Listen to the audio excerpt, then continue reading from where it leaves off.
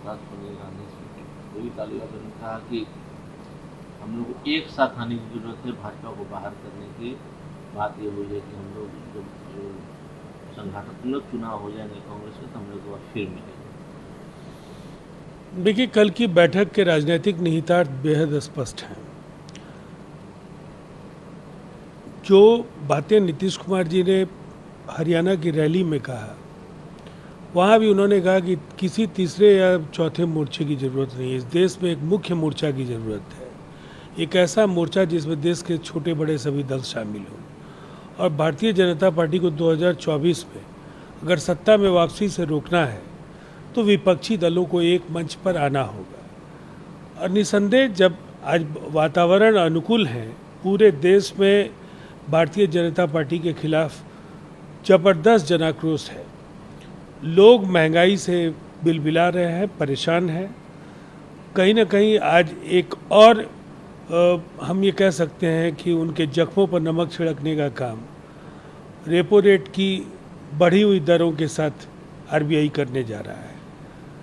और संवैधानिक संस्थाओं के दुरुपयोग से लेकर इन्फोर्समेंट एजेंसीज का जिस कदर बेजा इस्तेमाल हुआ है, भारतीय जनता पार्टी को कोई नैतिक अधिकार नहीं है कि एक दिन भी 2024 के बाद इस देश पर वो राज करे।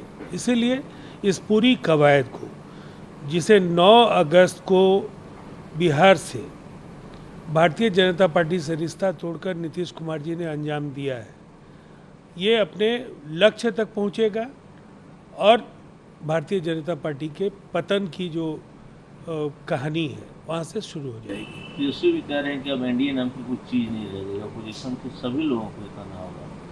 देखिए, अब एनडीए कहाँ है, इसलिए हम लोग भारतीय जनता पार्टी कह रहे हैं। एनडीए की स्थापना जिन दलों ने की, स्वर्गीय अटल बिहारी वाजपेयी जी के ज़माने में 28 दलों का ये मोर्चा बना, और जिन दलों ने इसकी बुनियाद डाली उसमें जनता दल यूनाइटेड, शिवसेना, शिरोमणि अकाली दल थे। इनमें से कोई उनके साथ नहीं है। इसलिए अब इन्हें एनडीए कहना, मुझे ऐसा लगता है ये कहीं ना कहीं भारतीय जनता पार्टी को आज आईना दिखाने का समय आ गया है।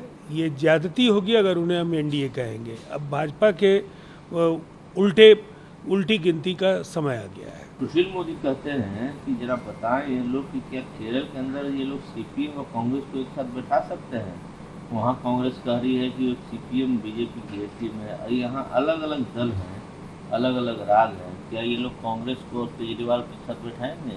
ये देखिए, सुशील जी अभी राजनीतिक पुनर्वास के लिए दिल्ली दरबार के कसीदे जिस तरह से पढ़ रहे हैं, दरअसल उन्हें एक बात याद नहीं है। जब 1989 में Janata Dal United national front बनाकर एक तरफ लेफ्ट और एक तरफ भारतीय जनता पार्टी के साथ उस समय सरकार बनाने की स्थिति में आया था, तो देश में ये कोई नया प्रयोग नहीं है।